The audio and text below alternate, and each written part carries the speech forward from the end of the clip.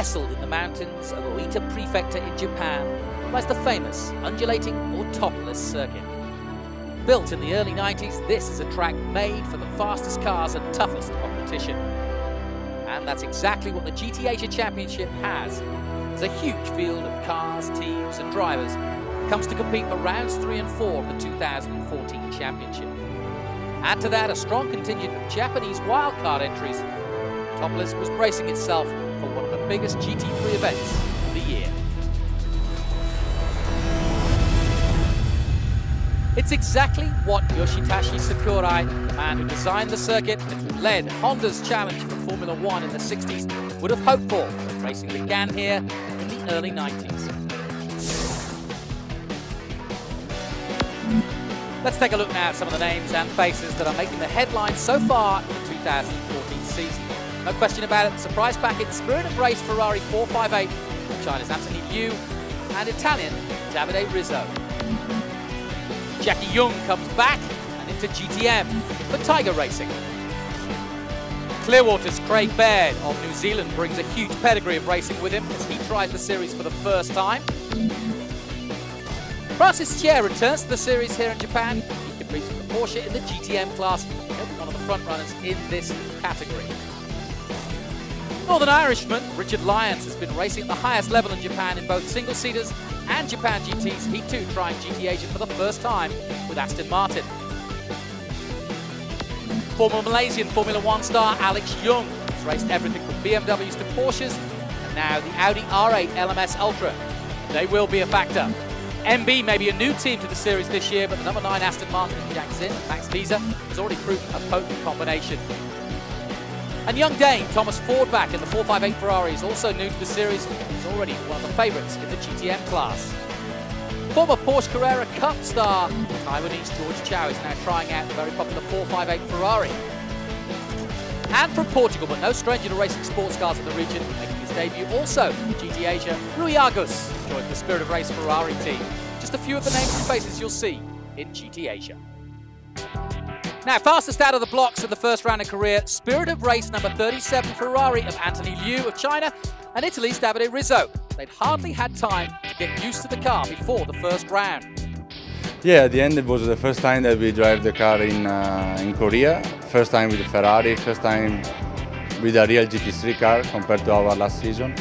And it was really good, especially because the car gives you a lot of confidence. The team is doing a great job trying to adapt slowly to our driving style, but of course always giving us motivation to improve. In our team we have also Rui Aguas, that is a reference for us, and every time we try to compare our driving style to him, that he has a lot of experience, so that's quite easy for us, especially now. And more mileage, of course, as usual, means better performance. And so far that performance has been excellent, with 2 stints per race and a mandatory pit stop. It's never easy to get the right combination of professional and non-professional or gentleman driver. But the Spirit of Race team has seemingly found the ultimate balance of speed and experience. Well, I think that the main reason is that between me and Anthony there is not so much gap, so at the end we can stay, if I manage to stay close to the top 4 or 5 cars during my stint, Anthony can gain a big gap compared to the other gentlemen. So that's the biggest advantage that we have. Absolute Racing's Alex Young with the Audi has raced here many times before in Japan and loves the series. This year is fantastic, isn't it? I mean, the competition has come up such a high level this year. So I'm really enjoying it. I mean, the last race, it showed, you need to have everything perfect if you want to win this race now. Last year we really struggled in qualifying, but our race pace was also still not great. I think this year our race pace is there, we are, hey Andre, our race pace is good enough. We still need to work a little bit on qualifying. If we can make our qualifying a little bit better, then hopefully we'll be in a good position to try and control the race. He teams up with Egidio Perfetti of Singapore. I mean, I got a great teammate. As long as I drive well as well, we get the pit stops right. I think we showed it the last race. Without any luck, without any safety cars, we got a chance to win. So hopefully we can do that this weekend. Now, Now, what about the homegrown challenge from the Super GT ranks of Japan? Nissan have entered B-Max Racing's Yoshida and Tanaka-san, mighty Nissan GT3. This series is the first time in Japanese car, but I think this is a good appeal for Asian people, Asian driver, and that is completely most famous Japanese car in the GTR. Very famous in the world. So I think good for future and good for Asian GT. Another favourite for honours this weekend, the Aston Martin Vantage of Richard Lyons and Frank Yu of Hong Kong. They believe the British car is the ultimate Asian weapon. The Aston's actually, for me, I find it quite a suitable car for my driving style. I think the Aston is probably one of the best all-round cars. It's quite good on slow-speed circuits and medium and high-speed circuits. So overall, the Aston Martin has been good. It's well suited to this championship. I think that probably the best thing to do is do the best we can, and if we know it's the best we can, we see what the final result is. You know, as I say, many things can happen, so we should not focus on anybody else but doing our job. Delango Racing of Sri Lanka probably have one of the most interesting lineups this weekend, including Australian GT star Nathan Antunes. It's amazing. You know, I've been walking around the pits, and everything is very professional. All the cars are, are very, very good. Driving out on the circuit has been interesting. Learning the circuit, learning the car, learning the other competitors, how the other competitors drive. So far, so good. I'm really enjoying it. George Chow brings another fast Ferrari to the proceedings, and it's Taiwan's Top Speed Racing's first season in the series, and it's truly been a baptism of fire. In Korea, actually, was our first race with GT Asia, and I think there was a lot for us to learn. I think we did it well, but of course we were second. My goal was to win actually both races. That will be the most easy race in the season. So that was where we need to get a lot of points, but in the end we finished second in both races. I think we will do better and better and try to do everything as the race goes. Last time was the easiest time, now it will be harder, so we need to work more.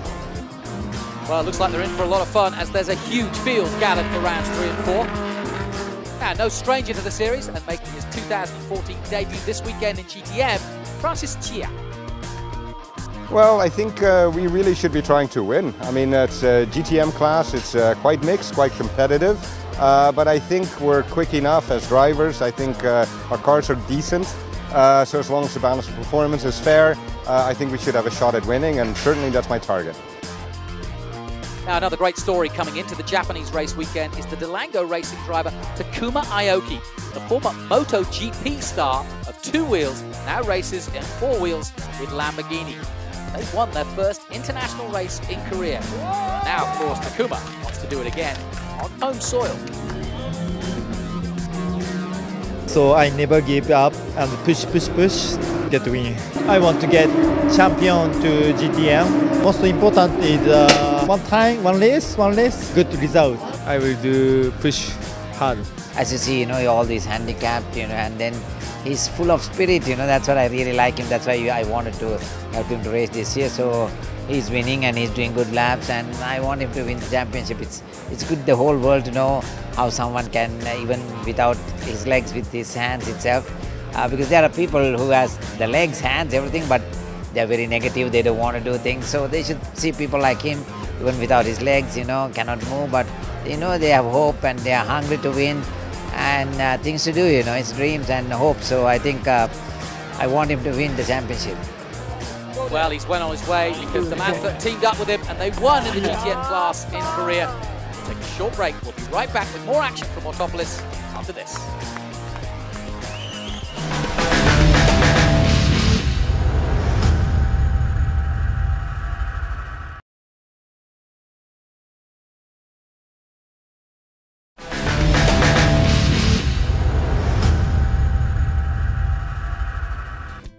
Welcome back, you're watching Inside GT Asia. Jonathan Green looking back at the latest action from Autopolis, Japan.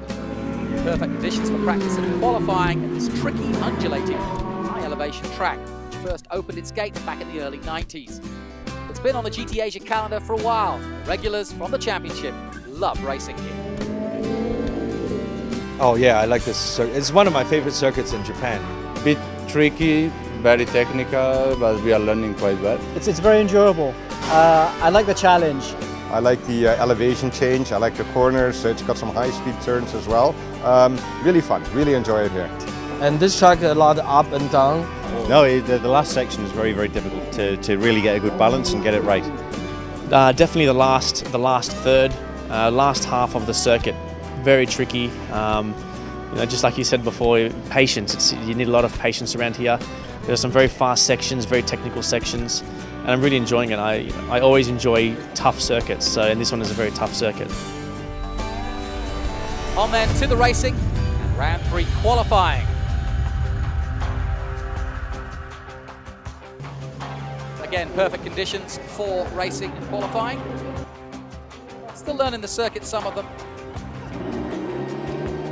Let's go, go, go, right from the start. As you'd expect, the Aston Martins, Richard Lyons have been very good early on 147.8. On their way to pole position. Frank Yu, his teammate, delighted with that. To be able to do the qualifying pole position on lap 1 is quite amazing for me. So I'm really happy with my performance with the car as well, the performance. So a lot of work ahead of us, but I feel as if we've done something good already. Another new combination for the weekend. Nasrat Muzian of Singapore and Riagas of Portugal. The Ferrari 458 GT3 Spirit of Race entry. And a 148.043, good enough for P2. Not a bad start for the Portuguese driver. It was really good, the car was very good.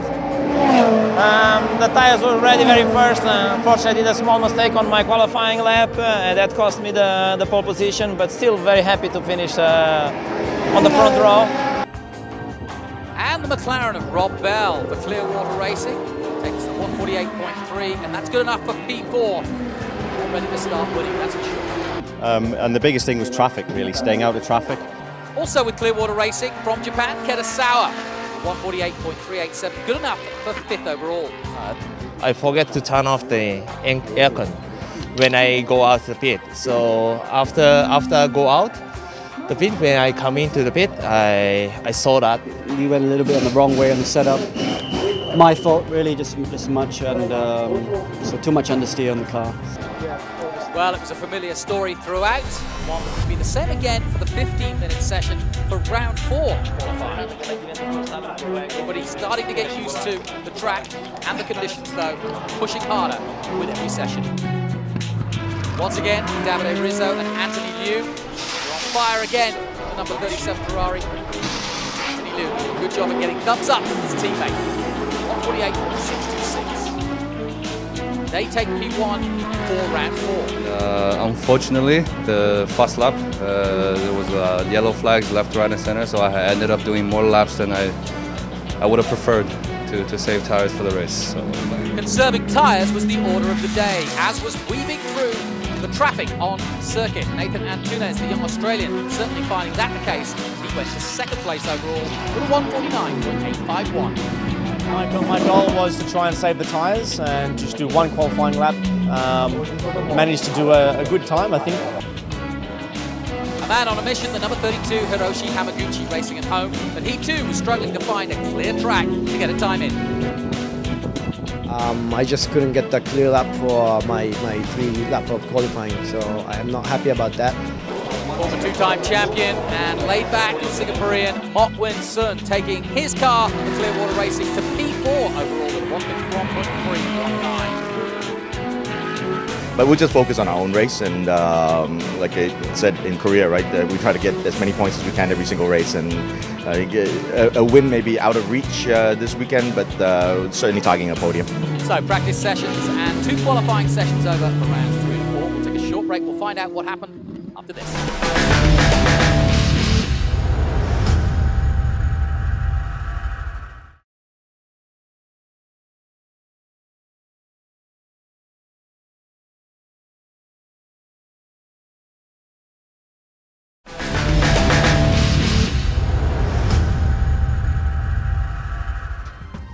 Welcome back to the famous Autopolis Japan circuit. Jonathan Green bringing you all the action from rounds 3 and 4 for the GT Asia 2014 Championship. Let's start with the action from round 3. Perfect conditions for racing, rolling start, mandatory pit stop, and action right from the get-go.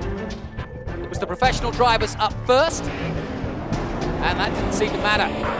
Going into the first corner, Alex Young again in trouble in the Audi R8 with suspension. I think it's one of the Nissan was changing direction, the braking zone, tapped Hero, my teammate, who just slammed inside of me, broke the suspension. That was the end of the race for us.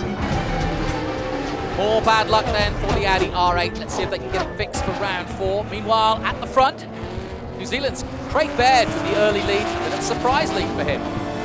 I don't know why Richard didn't sort of set himself up for a good start. It just happened to be right in range for the Ferrari. So the second I popped out, yeah, I had momentum going, so it was good. As the race settled down, a few casualties. KRM's 33 and Rui Argus in second place in the number 38 Ferrari with diffuser damage on the back tyre.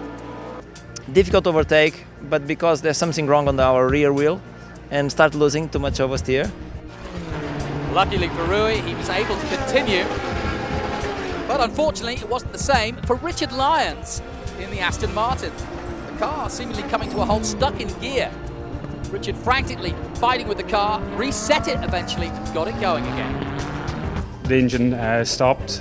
We weren't really sure what the problem was, but whenever we actually looked on the data, it actually got stuck in gear. So in effect, I actually had to turn the engine off and reset. That dropped them down to 9th place, but they continued to race on in the Aston Martin. But then there was more drama for Aston as the safety car came out, this time for the Aston Martin of number 5, Joe Camathias. Scott on track, bringing out the safety car. Then came the pit stops. Richard Wee in and out for Clearwater Racing. Rui Argus and Nasrat Muzian, Spirit of Race, having a slight problem in the 38, getting out. There, 4.58. Also disappointed with his pit stop. The number 12, Richard Wee. Lost 4 places to 5th, but overall I'm happy with the result. In fact, there was excellent battles throughout round 3. The main one came in the closing stages as Mok Wen-sung tried to hold off a hard challenge by Hiroshi Hamaguchi in the McLaren. Number 32 McLaren coming onto the main straight, definitely with the pace. He goes to the outside to get round Mok, then he's offline, hits the marbles, spins it round into the gravel. Luckily, he was able to recover and finish on the podium. I'm disappointed myself that I missed fun, but I'm so happy that we're in P3. And also, I've been dreaming to dogfight with Wen on track past 3 years, so it was very fun to do. Unfortunately for Anthony Liu and David Rizzo, who came up on the 22, just a lap to go, came together, and that put both of them out. A racing incident, no podium for the Ferrari this time. Well, I think it was quite good because we could have finished on podium again. Even with the 10 seconds penalty, I think it was possible second place. But then everybody saw what happened, so nothing to say. It's sometimes happen. Words were had, but it was a genuine mistake. Anthony Liu will have to wait for round 4. Meanwhile, back at the front, the number 3 of Mok Wen-sung, Clearwater Racing, takes victory, their first of the season, and they were delighted. It was Ketasawa and his teammates. Well-deserved win then for round 3. On then to the highlights of round 4, once again at Autopolis.